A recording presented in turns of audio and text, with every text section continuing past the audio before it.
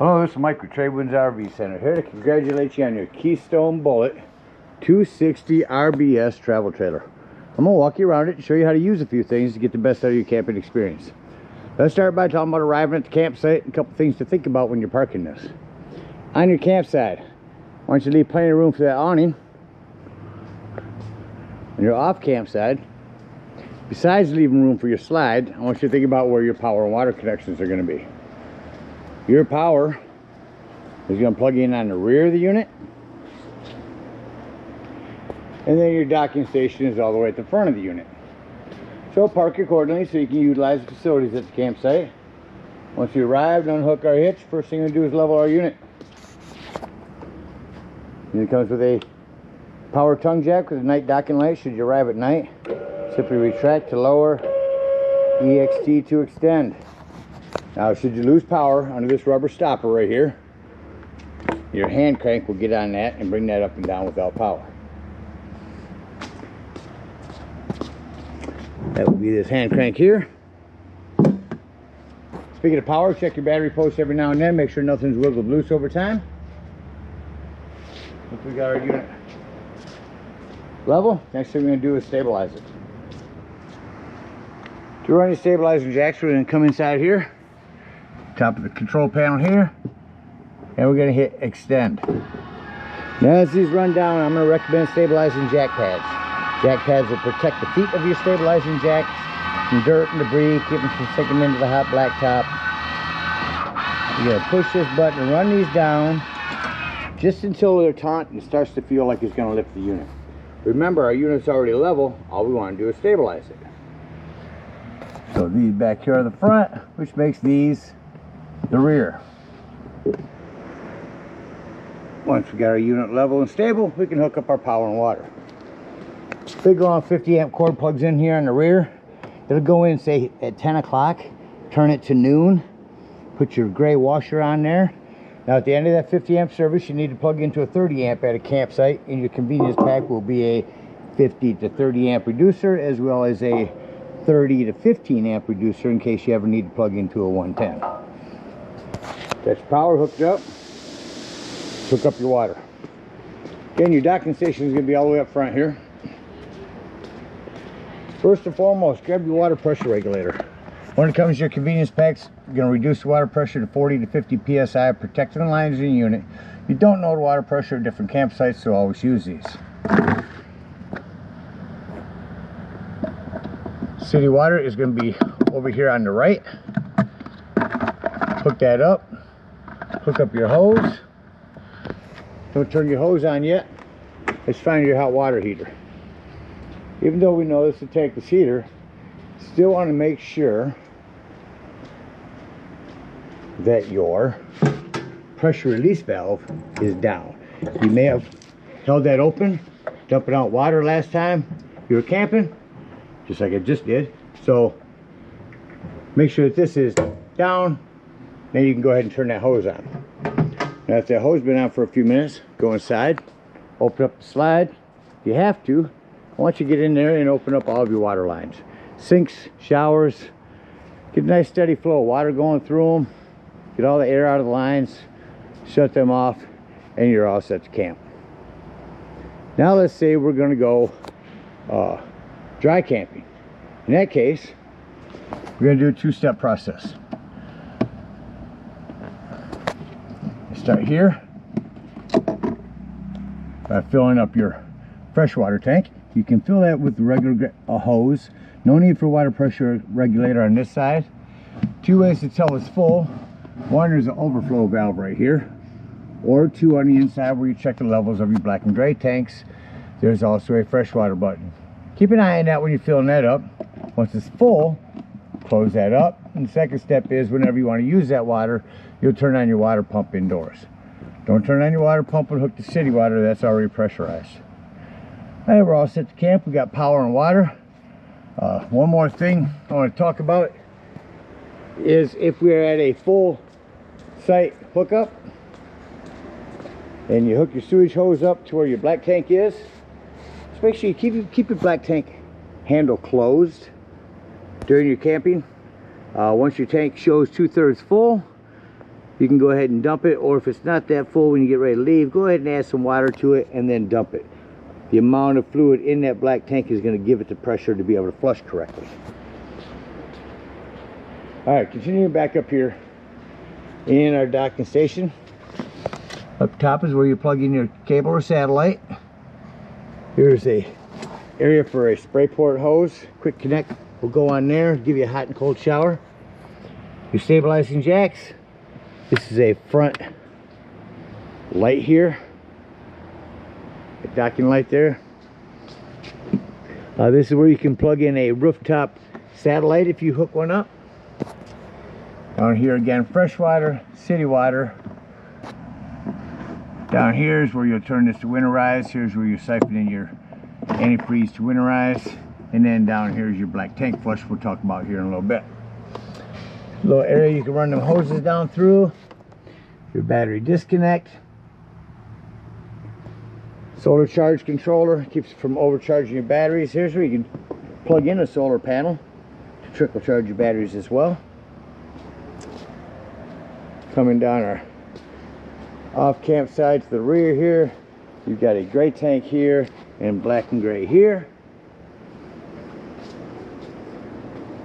Spare tire, I recommend getting a cover for that. It'll keep it from getting dry rotted in the sun over the years. You got a ladder, utilize it. Go up there, check the seams of your roof, and caulk as needed with recommended RV roofing caulk. Come around your outdoor kitchen here. Got a griddle that will pull straight out. Normally it'll take 2 hands to do this, so put both those blue ones out at the same time. Pull that out for your griddle with your quick connect LP right there. Same thing, pushing this back, push the blue ones down, lock that in. Outdoor fridge, some lighting. Outdoor kitchen. Again, your hot water heater. Couple outdoor speakers. That's a vent for your hood range indoors. So you are prepped for a TV out here. There's a mounting bracket right here you can drill into and mount a TV, cable, and 110s for those. All of your inverter outlets that will work on your solar controller are marked on the unit, indoors and out. Fluid for your furnace, few things on that. 1, make sure it's never blocked. 2, if you are running your furnace, steer clear of this. It does get hot. They also sell bug guards for those. Another good investment. Coming up your campsite. Here's all of your hitch work. You get a cool pegboard in here in case you want to store some tools in there. Again, docking light for this side. Coming up front, your propane does have a cover. Lefty loosey to open these. Just point it toward the tank you wish to be using. Your battery posts, again, check them every now and then. Make sure nothing's wiggled loose going down the road. And there's your battery disconnect. That will disconnect all battery power to the unit. That will come important later when I talk about your carbon monoxide and propane detector. Well, it covers everything out here. Let's go take a look on the inside. Alright, come up beside the unit. One thing I want to point out on these steps, whether bring them in or out, make sure the exterior door is all the way open. Coming up to my right, we got a little light I can turn on from up here. Step light. Your carbon monoxide propane detector. That is 12 volt. Mention that. It's always running off your battery, so keep that in mind if you're out dry camping. Fire extinguisher. Make sure that you and everyone that's camping with you knows the fire extinguisher is located by the entry doorway in case of an emergency. Go up top now to my control panel. Here's where you check your level of your battery. Fresh, black, and gray tanks. That freshwater button is one I said to hold when you're filling up your fresh tank. Keep an eye on that while you're filling it. Down here is where you turn on the water pump to get to that fresh water. A porch light and ceiling lights. Your slide control. Go ahead and run that out. As the slide's running out, next to that is the awning control. We'll mess with that awning when the slide's done. Again, a porch light down here, and then a thermostat will run when the slide's done.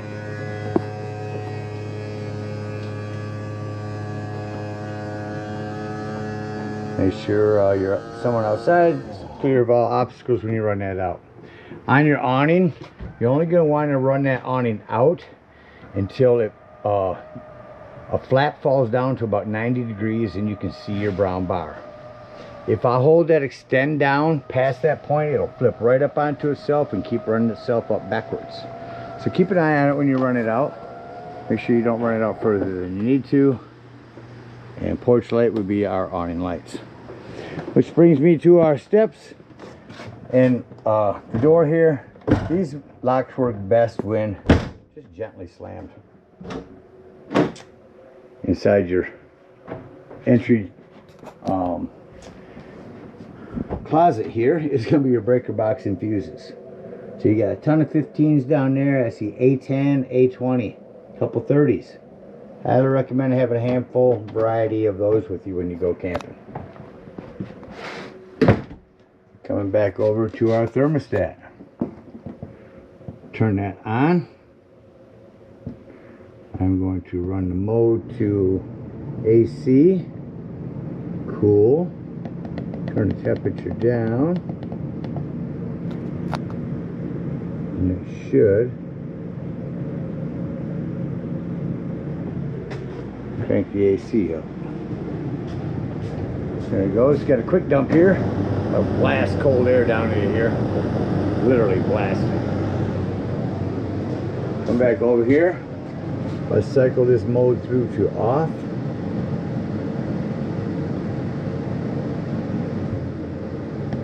We can have fan as well. Oh, actually, if I just hold it in, shut it off. I'm sorry. See, that AC shuts off rather quickly. Turn this back on. Cycle through to heat. There's the cool. There's heat. So I'm going to have to turn it up. I'm just going to crank my heat up. You can hear that. And your return is right there underneath your fridge. Now you will notice when I shut the furnace off, hold it in and shut it off. When I shut the furnace off, it will take a minute or two for that fan to cycle through and shut off. Alright, that's it on the thermostat. Continuing to our right, we've got some sliding doors that you do want to snap open for travel. Under your bed, you've got tons of storage on hydraulic jacks. It's nice for that to hold it up for you. Your lighting in here is just this one touch. You're prepped for a TV in here as well. TV mounting bracket in the wall, cable in 110. You have a hand crank open vent here, no exhaust to it, but get some air in here. Your other door, same way, you want both of these snapped open for travel. Continuing into our living room. Come over here and show you. Remotes can store in there. I'm going to turn on your TV. So what you want to do is when you get to campsites, run a digital channel scan so that you can pick up all the local channels. Turn this down. Go into your home, run a digital channel scan on antenna so that you can pick up all your local stations. There's also a safety strap to strap your TV in for travel. You just one-handed. Yes. That'll keep your TV from bouncing all over the place. Fireplace.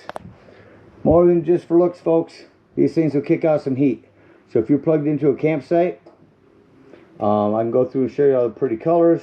But if you're plugged into a campsite, crank up the heat on this. There it goes. Use their electricity instead of your gas. And this will get it toasty in here in no time. Really nice fireplaces nowadays. Continuing into the kitchen, we've got a Furrion fridge. Controls are inside there. Self-explanatory microwave, convection one. There will be a manual in here as well as manuals for most everything in this unit. Coming down here, you've got a light fan. This glass top makes a nice backsplash. flip that back there, turn on your panel light, turn that to gas, hit your spark, and that's how these all light up. Now, these ones didn't, but a lot of times you may have to bleed your lines. Just keep an eye on them, keep sparking until it lights up, or use a lighter until you get your gas running through your lines good. Same thing on the oven. Turn this to the light, spark it, light it, then turn it to your desired temperature. Rock that panel light down, it becomes an oven light. Let's talk plumbing. If you travel a lot in this, you bounce this house up and down the road, keep an eye on your plumbing. Here's your access panel to everything, square head screws. Just go through, feel things, make sure nothing's worked its way loose from bouncing up and down the road, and make sure all of your plumbing stays nice and tight. Tension here that you must bring down. Simply pressing on this handle here. That'll release it on both sides.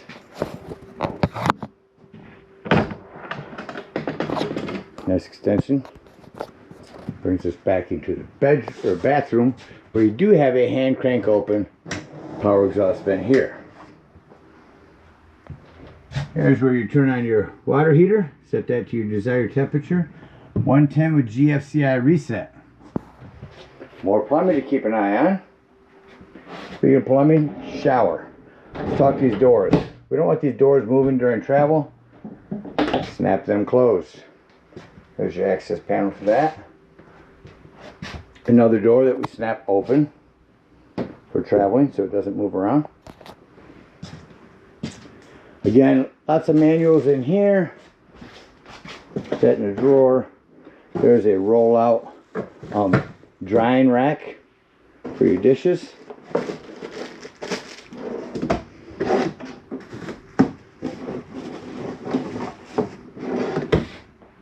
Table. Push this yellow to the right. That'll jackknife your table down. Put it down underneath here. Put your flat cushions on top, and that'll give you another sleeping quarters. Speaking of sleeping quarters, I'll show you how to turn your sofa into a bed here.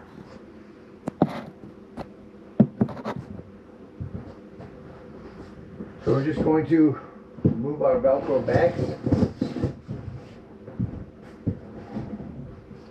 Standing in the center gives you good leverage.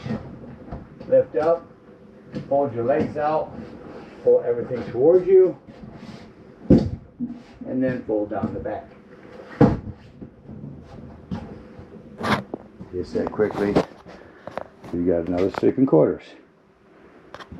Just remember putting this away, lift the back up first. Otherwise you're going to damage your sofa. When lifting this up, stand in the middle, fold your legs in,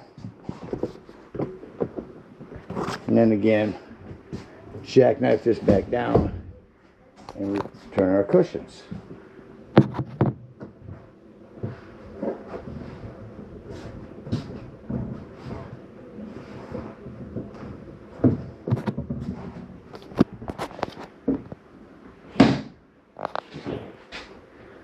Smoke alarm here.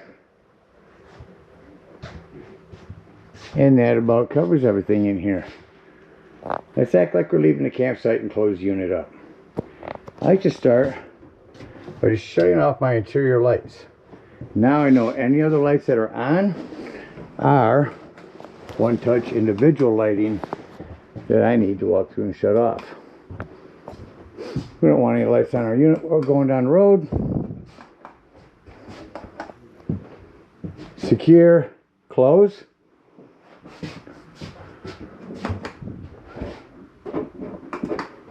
This one-touch lighting is really nice because you can just go through the unit, shut off all the lights except for, say, the one over the underneath the counter here. Now light almost the whole unit to walk through at night. All right, once I've hand shut off all my lights,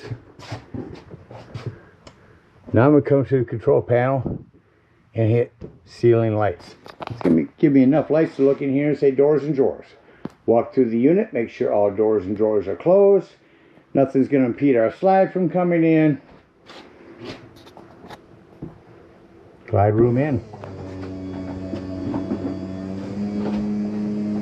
Thank you. The most important part of bringing this in is making sure that your extension on your kitchen there is down.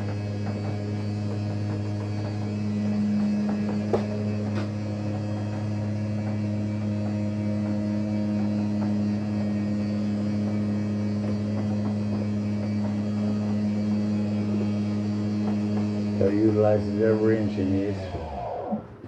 So for sealing lights that exit the unit, and making sure our door is all the way open to bring your steps up. Show you that also your feet are adjustable. You simply press in on this and that will release the leg. Lock that in there. That's going to keep this from banging against your screen door. Before we leave the dump station, we're going to lock, deadbolt, lift and turn that handle.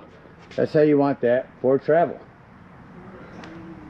Alright, if we are out dry camping, we're going to come over here. Alright, we're going to get up underneath over here and in the front by the stabilizing jacks, dump that freshwater drain, and get up in here and retract all of our stabilizing jacks, front and rear. And head on home or the nearest dump station, whatever we're in need of. If we're at a campsite, we're going to hook our power, our water, our cable. Bring up these stabilizing jacks, hook up our hitch, and head on up to the dump station. Now remember, at the dump station, park accordingly. Your dump's going to be right behind your tires on your off-camp side or your driver's side of your tow vehicle. You got two of them to dump back here. You're going to want to start with the one that has your black tank, the one here in the rear. Hook up your 10-foot hose, get up underneath there, and pull your black handle. That's going to be your sewage. It sounds like that's no longer draining. Check the inside, see what it shows for level. If it shows empty or darn close to it, come back out. Leave that black handle open. Grab the hose at the dump station, not your drinking hose. Hose at the dump station, and hook up to this black tank flush. Again, emphasizing leave that black handle open, run that black tank flush for a good 5 minutes. That's going to wash all that nastiness out of your black tank. When that's done, remove that hose. Make sure all that washout water you just put in there has drained. And then close that black handle and pull your gray handle. That's going to be cleaner water, it's your sinks and your showers. While that's draining, come over to your campsite. Underneath your hot water heater is going to be where your low point drains are. Open up those, drain them out, and then we're done. You're not going to be camping for a while. You don't want to leave stagnant water in here. It'd be just a little bit, but you want to get out of your lines.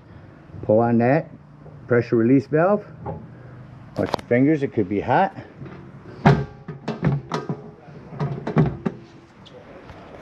When that gray is done, close that up. Take that sewage hose and move it over to this gray and dump that gray. Again, cleaner waters. When that one's done, take that sewage hose and conveniently and sanitarily store it right here in your bumper and head on home. Again, we thank you guys so much for your purchase. Hope you enjoy this bullet for many years to come. Happy camping!